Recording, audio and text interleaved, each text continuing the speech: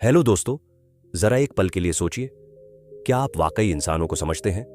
उनके हाव भाव, उनके इरादे, उनके झूठ और उनके सच। क्यों कुछ लोग आपका भरोसा जीत लेते हैं जबकि उनके पीछे कुछ और ही कहानी छुपी होती है? क्यों कुछ रिश्ते अचानक टूट जाते हैं और कुछ लोग अचानक आपकी सबसे बड़ी कमजोरी बन जाते हैं? किताबों की इस दुनिया में आज हम आपको लेकर चलेंगे एक ऐसी यात्रा पर जो सिर्फ मन नहीं, मानव स्वभाव को भी पढ़ना सिखाती है। हम हर उस भावना की परत खोलेंगे जो हमें रोज दूसरों से जोड़ती है या तोड़ती है। इस वीडियो में हम जानेंगे कि कैसे इंसान दिखावे के पीछे क्या छुपा रहा है, कैसे हर मुस्कान के पीछे एक मकसद होता है और कैसे आप खुद को इतना जागरूक बना सकते हैं कि कोई भी आपको धोखा न दे सके।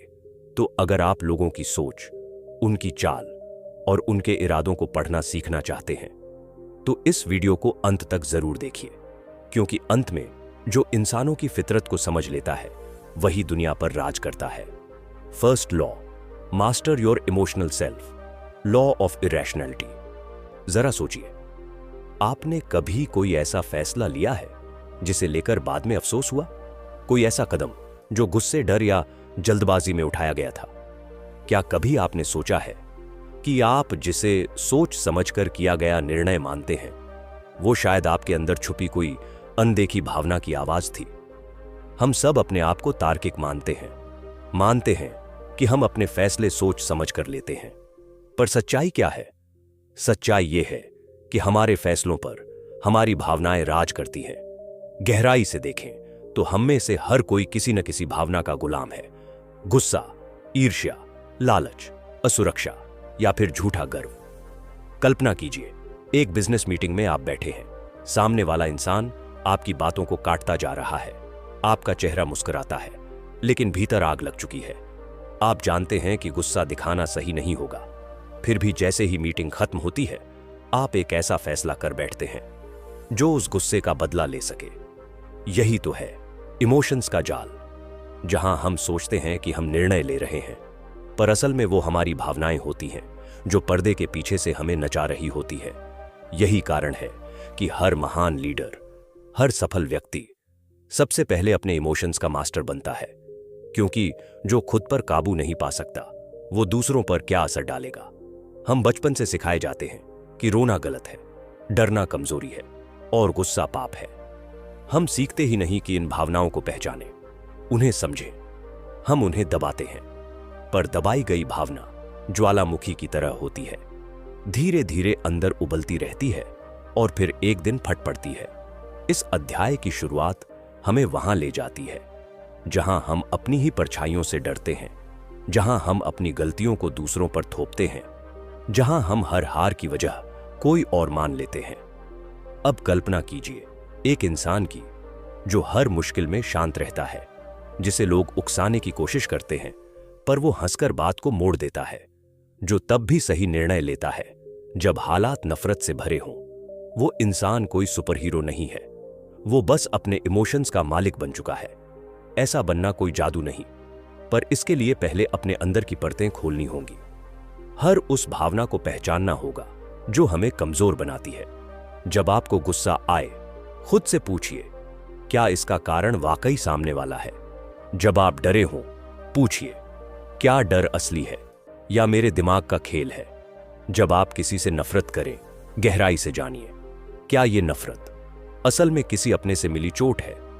हर बार जब हम इमोशंस के बहाव में बह जाते हैं, हम अपने जीवन की बागडोर किसी और के हाथ में दे देते हैं। पर जब हम खुद को रोकते हैं, अपनी भावनाओं को समझते हैं, तो हम खुद को, अपनी किस्मत को बदलने की ताकत पाते हैं।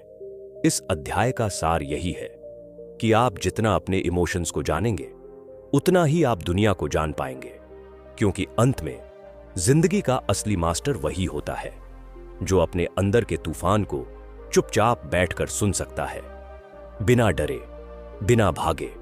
और फिर एक दिन ऐसा आता है जब वही इंसान दूसरों के तूफान को भी चुपचाप रोक सकता है। दूसरा कानून, स्व प्रेम को सहानुभूति में बदले, नरसिंहवाद का कानून। क्या आपने कभी किसी से बात करते हुए महसूस किया है कि वो सुन तो रहा है, लेकिन असल में वो खुद के बारे में ही सोच रहा है, या फिर ऐसा कोई इंसान जो हर बात को अपनी कहानी में घुमा ले जाता है। आप दुख बांटने जाएं और वो आपको ही अपनी तकलीफों का पहाड़ सुना दे। ऐसे लोग हर जगह मिलते हैं, ऑफिस में, परिवार में, रिश्तों में। पर सबसे चौंकाने वाली बात यह है कि हम सब में कहीं ना कहीं ये आदत छुपी होती है। बस कोई मान लेता है और कोई जिंदगी भर उस नकाब को ओढ़े रहता है। इंसान की सबसे पहली, सबसे स्वाभाविक प्रवृत्ति होती है खुद से प्यार करना, खुद को सबसे ज्यादा अहमियत देना। और इसमें कुछ गलत नहीं है, जब तक वो प्यार सिर्फ अपने अंदर ही न सिमट जाए। क्योंकि जब वो प्यार किसी और के दर्द को न समझे, जब वो सिर्फ अपनी कहानी को ही सच माने, तो वहीं से शुरू होता है वो खतरनाक जाल जिसे हम नार्सिसिज्म कहते हैं। अब जरा एक पल को रुकिए।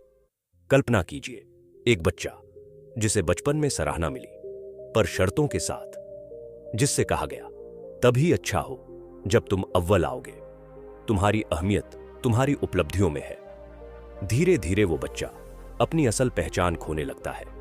वो खुद को वैसा बनाता है जैसा दुनिया उसे देखना चाहती है, और हर बार जब वो अंदर से टूटता है, वो बाहर और मजबूत मुखौटा पहन लेता है। बड़े होकर वो इंसान लोगों से जुड़ता नहीं, उन्हें इस्तेमाल करता है।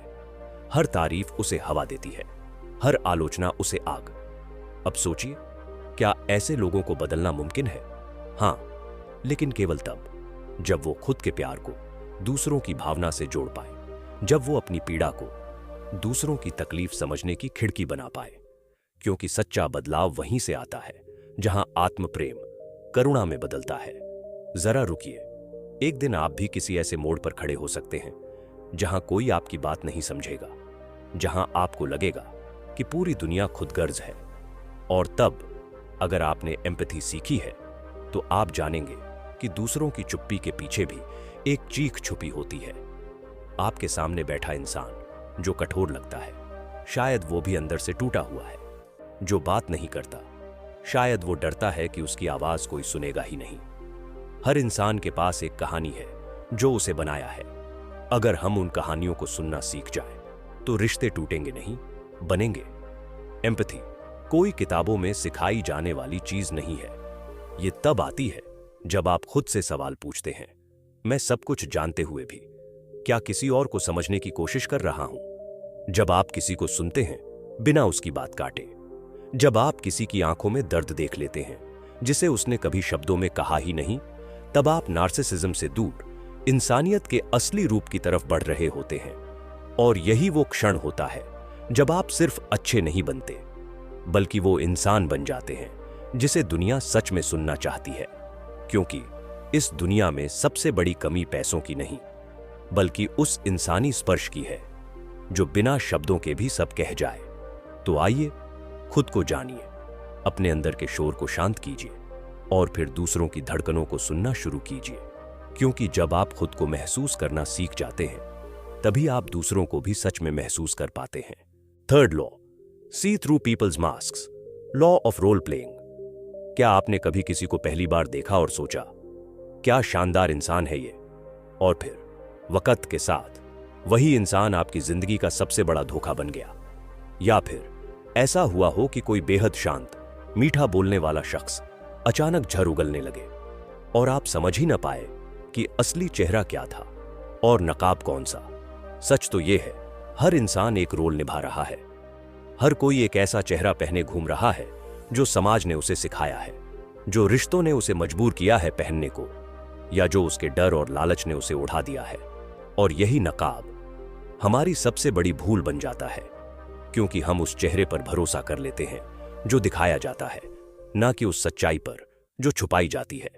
कल्पना कीजिए, एक आदमी जो हर वक्त आपकी तारीफ करता है, जो हर बात में हां कहता है, जो आपकी हर बात पर सहमति जताता है, वो वाकई आपका शुभचिंतक है या वो सिर्फ आपकी कमजोरी को समझ रहा है ताकि सही वक्त पर वार कर सके? दुनिया एक रंगमंच है और हर इंसान एक कलाकार। किसी को झूठ छुपाने के लिए अभिनय करना पड़ता है, तो किसी को खुद की सच्चाई से बचने के लिए। पर जो इंसान इन नकाबों को पढ़ना सीख जाता है, वो कभी किसी धोखे का शिकार नहीं बनता, क्योंकि उसे लोगों की नजरों से ज्यादा उनके इरादों को पढ़ना आता है।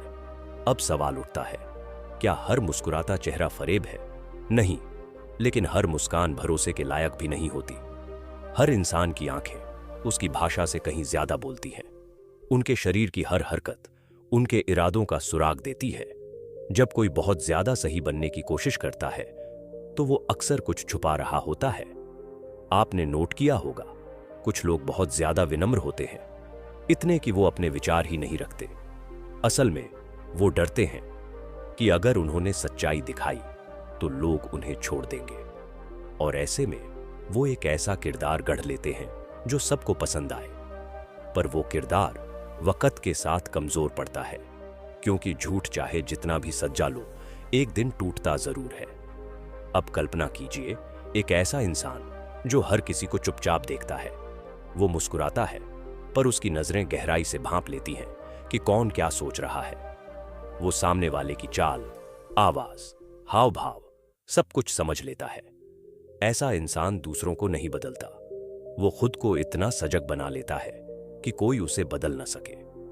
और इस सजगता की शुरुआत वहीं से होती है जहां आप इंसानों को पढ़ना शुरू करते हैं, उनके कहे शब्दों से नहीं, बल्कि उनके छुपाए भावों से। आप तब पहचानने लगते हैं कि कौन सच बोल रहा है और कौन सिर्फ एक स्क्रिप्ट पढ़ रहा है, कौन आपके साथ है और कौन बस अपने फायदे के लिए आपके पास है। ध्यान दीजिए, जो लोग सबसे ज्यादा आपको खुश रखने की कोशिश करते हैं वो अक्सर आपके सच से डरते हैं, और जो लोग कभी कभी आपकी सच्ची आलोचना कर देते हैं वो वही होते हैं जो आपको भीतर से जानते हैं।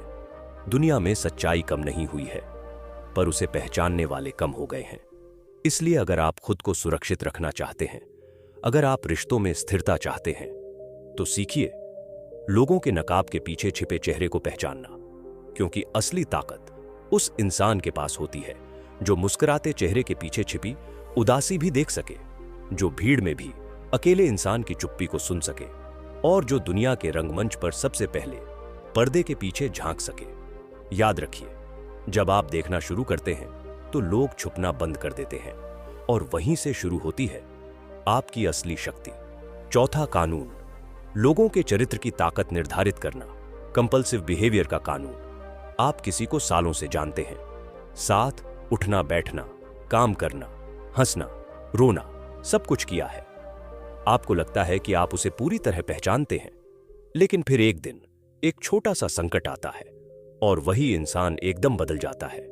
जो भरोसेमंद लगता था वो पल में गायब हो जाता है, जो मजबूत दिखता था वो अचानक बिखर जाता है।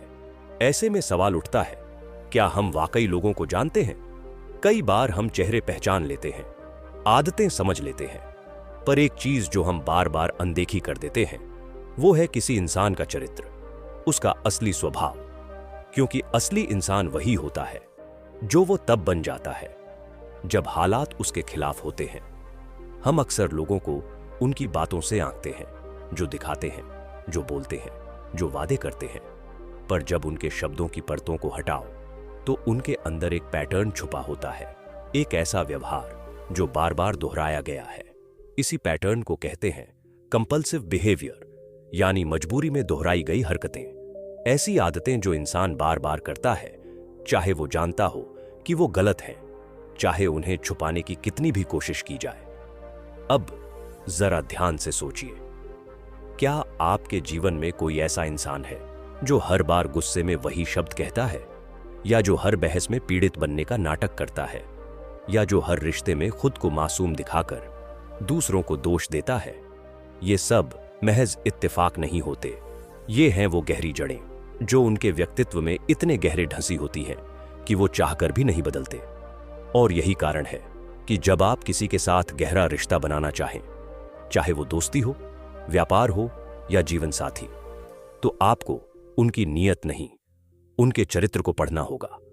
उनके शब्दों से नहीं, उनके इतिहास से जानना होगा कि वो कौन है, कैसे वो संकटों का सामना करते हैं, कैसे वो आलोचना लेते हैं, कैसे वो दूसरों की सफलता पर प्रतिक्रिया देते हैं।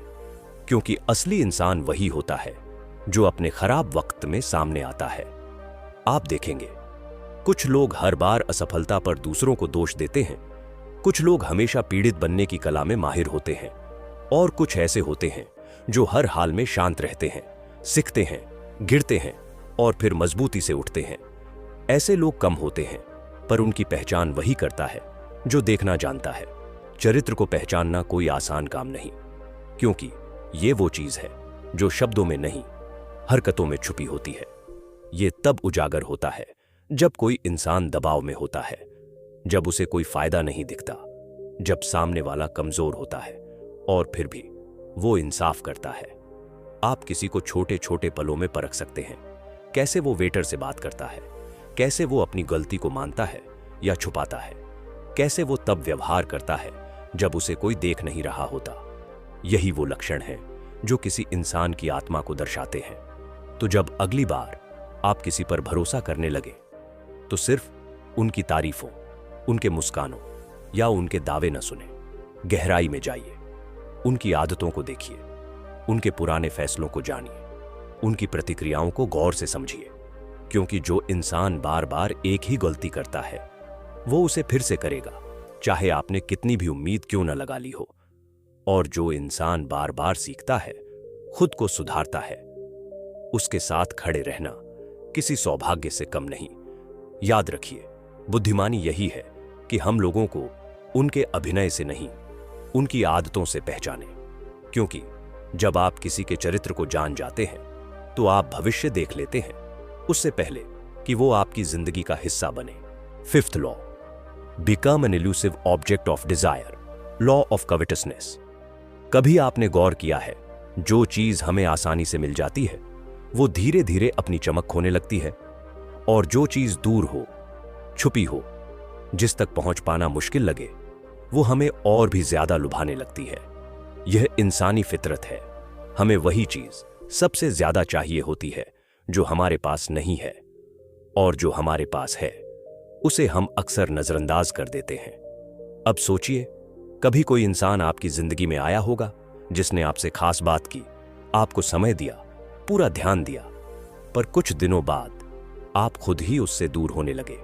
लेकिन वहीं एक और इंसान था जो कभी पूरा नहीं खुला, जो कभी पूरी तरह से आपका नहीं हुआ, और आप आज तक उसे भूल नहीं पाए। ऐसा क्यों होता है? क्योंकि इंसान की चाहत तर्क से नहीं, कमी से चलती है। जो नहीं है वो ज्यादा कीमती लगता है, जो अधूरा है वो ज्यादा आकर्षक होता है। और अगर आप चाहें तो इस मनोविज्ञान को अपनी ताकत बना सकते हैं। हर इंसान चाहता है कि उसे चाहा जाए, पर जो सबसे ज्यादा चाहा जाता है वो कभी आसानी से उपलब्ध नहीं होता। जो हर वक्त सामने होता है, जो हर मैसेज का तुरंत जवाब देता है, जो हर बार हां कहता है, जो खुद को खोकर सामने वाले को खुश करता है, वो धीरे धीरे जरूरी नहीं, साधारण बन जाता है। अब जरा सोचिए, आप किसी पार्टी में जाते हैं, हर कोई अपनी बात कह रहा है, लेकिन एक शख्स कोने में खामोशी से खड़ा है। वो किसी से ज्यादा बात नहीं कर रहा, बस मुस्कुरा रहा है। वो अलग है, आत्मविश्वासी है और सबसे ज्यादा रहस्यमय है। क्या आप उसे नोटिस नहीं करेंगे? यही होता है इल्यूसिवनेस, यानी अपनी उपलब्धता को सीमित करना, अपने भीतर एक ऐसा आकर्षण बनाना जहां लोग आपको पाने की कोशिश करें, ना कि आप उन्हें समझाने में लगे रहें कि आप क्यों खास हैं। आपका वजूद ही जवाब बन जाए, आपकी खामोशी में ही सवाल उठने लगे, और आपकी गैर मौजूदगी में ही लोगों को आपकी अहमियत महसूस हो। कई बार हम इतने जल्दी अपनी पूरी कहानी बयां कर देते हैं कि सामने वाले के पास जानने को कुछ बचता ही नहीं। पर अगर आप कुछ अधूरा छोड़ दें, अगर आप थोड़ा रहस्य छोड़ दें, तो सामने वाला हर बार आपके बारे में और जानने को आतुर रहेगा, चाहे वो प्यार हो, दोस्ती हो या व्यापार। अगर आप हर वक्त उपलब्ध हैं तो आपकी कीमत घटती जाती है, लेकिन अगर आप कभी कभी दूर रहें, कभी कभी ना कहें, कभी कभी खुद को सिर्फ अपने लिए रखें, तो लोग आपकी मौजूदगी को चाहत समझने लगते हैं। ध्यान रखिए, लोगों को उनकी जरूरतें नहीं बांधती, उन्हें उनकी ख्वाहिशें बांधती हैं, और ख्वाहिश वहीं पलती है जहां चीज पूरी नहीं होती। तो जब आप खुद को एक ऐसे मुकाम पर लाते हैं जहां आप खुद अपनी सबसे बड़ी प्राथमिकता होते हैं, जहां आप हर किसी को खुश करने की कोशिश नहीं करते, जहां आप अपनी सीमाएं रखते हैं, तो आप खुद ब खुद एक इल्यूसिव ऑब्जेक्ट ऑफ डिजायर बन जाते हैं। लोग आपको समझना चाहेंगे, पाना चाहेंगे, क्योंकि अब आप उन्हें भागते हुए नहीं मिल रहे, आप उन्हें सोचने पर मजबूर कर रहे हैं। और यही है असली ताकत, खुद को इतना खास बना लेना कि आपकी कमी एक ख्वाहिश बन जाए। याद रखिए, जो इंसान सबको खुश करने में लगा रहता है वो कभी खुद को खास नहीं बना पाता, पर जो इंसान खुद में पूर्ण है वो दुनिया के लिए एक अधूरी सी पहेली बन जाता है। और दुनिया हमेशा ऐसी पहेलियों को हल करना चाहती है। Sixth law, change your circumstances by changing your attitude, law of self sabotage. क्या आपने कभी यह महसूस किया है कि आप कितनी भी मेहनत कर लें, हर बार जैसे किस्मत ही आपके खिलाफ होती है, हर बार कुछ ऐसा हो जाता है जो आपकी मेहनत, आपकी उम्मीदों और आपके सपनों को तोड़ देता है?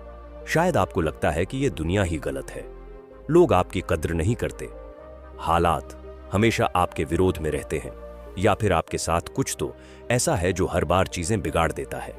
पर क्या आपने कभी यह सवाल खुद से पूछा है कि कहीं यह सब बाहर नहीं, आपके अंदर से तो नहीं हो रहा? कहीं ऐसा तो नहीं कि आप ही हैं जो खुद की सबसे बड़ी रुकावट बन चुके हैं? जिंदगी में सबसे खतरनाक दुश्मन वो होता है जो हमें बाहर नहीं, हमारे भीतर मिलता है, और उसका नाम है सेल्फ सबोटेज।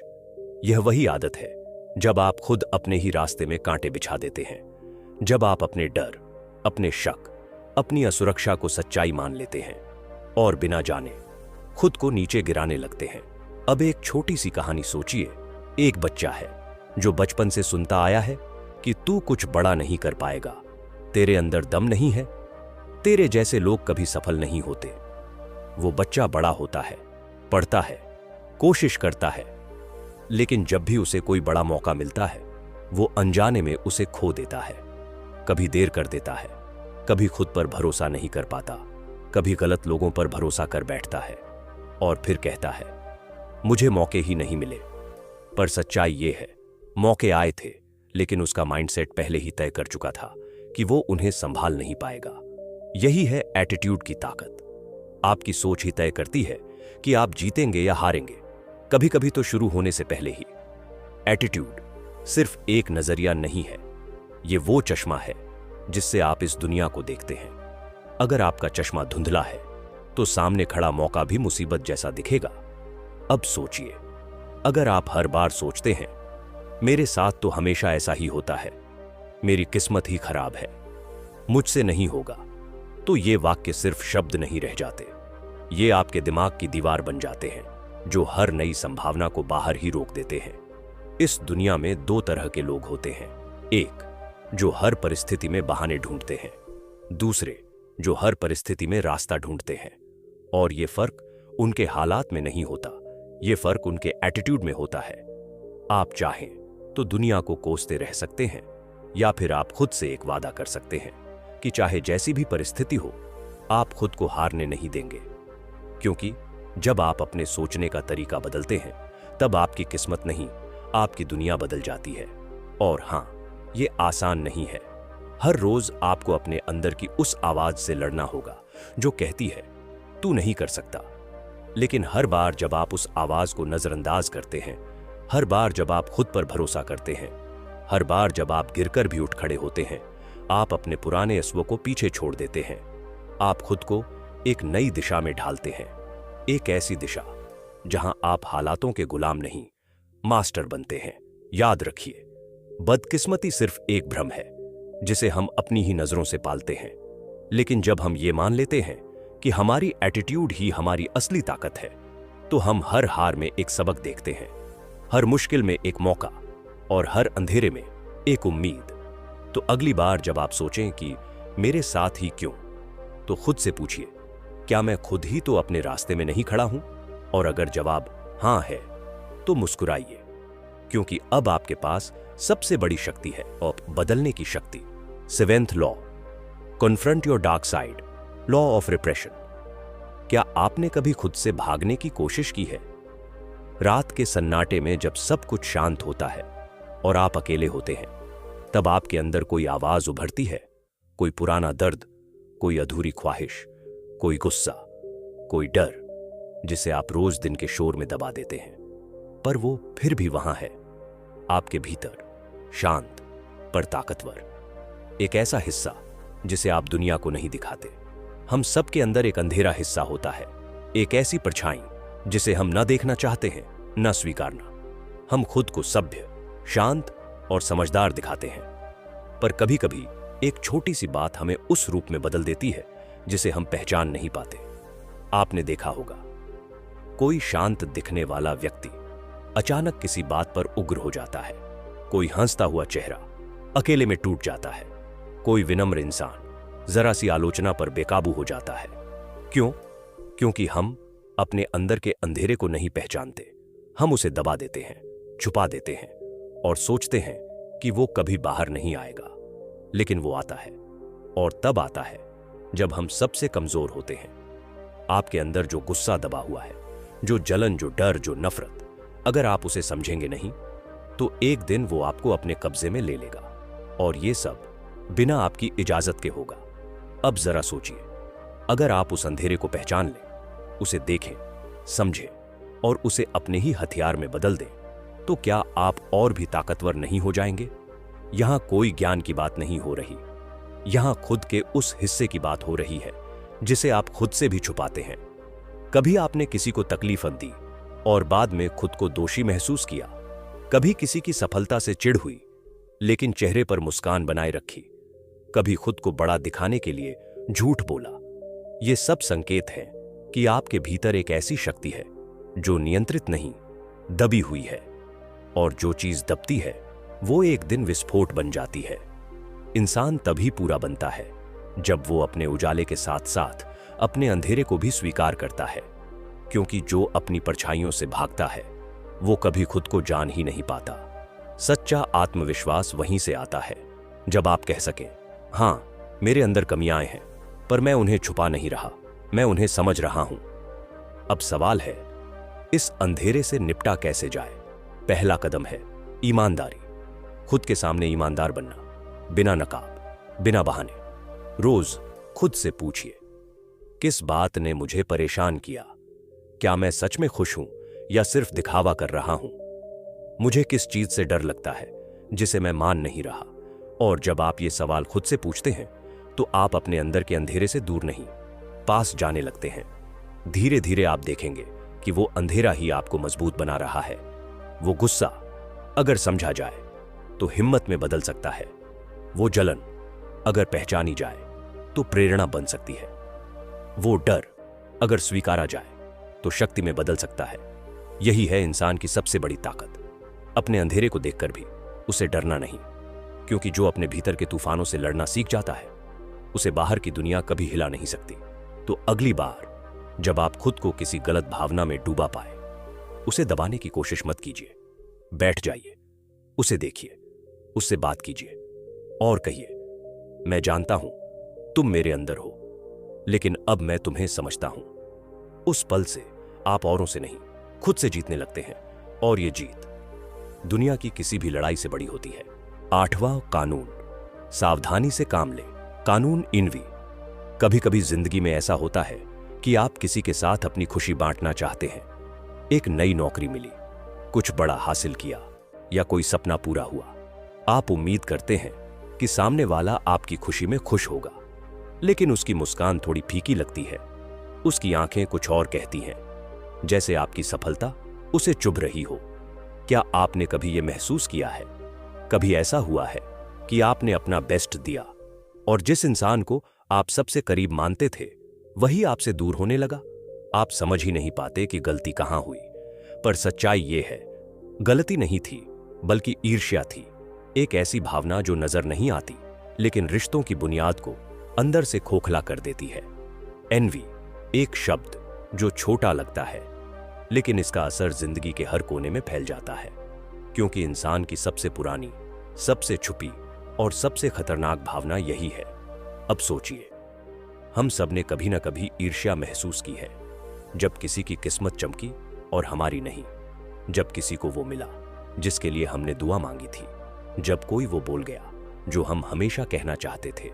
ये एक कड़वा सच है, ईर्ष्या इंसानी दिल का वो कोना है जो सबसे गहराई में छुपा होता है और सबसे पहले जहर बनता है। लेकिन क्या ईर्ष्या सिर्फ दूसरों को होती है? नहीं, कई बार हम खुद भी इसका शिकार होते हैं, पर हम इसे पहचान नहीं पाते।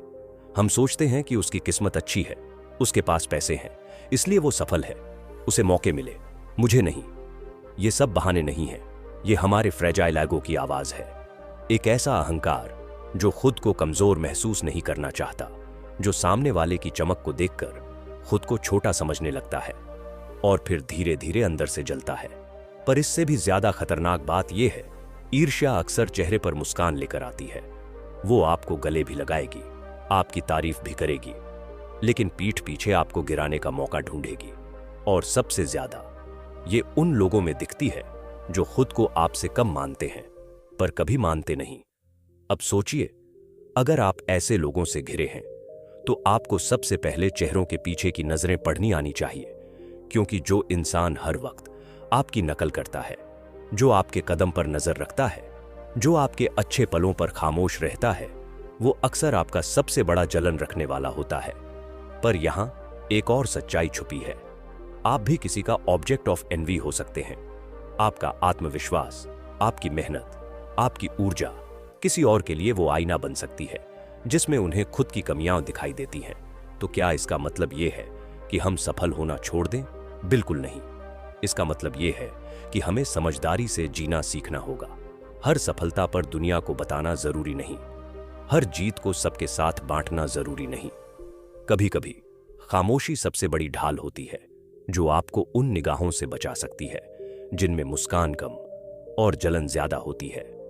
और सबसे जरूरी बात, जब आप खुद के अंदर ईर्ष्या की चिंगारी देखें तो उसे पहचानिए, उसे दबाइए नहीं, बल्कि पूछिए, मुझे उसकी सफलता क्यों चुभ रही है?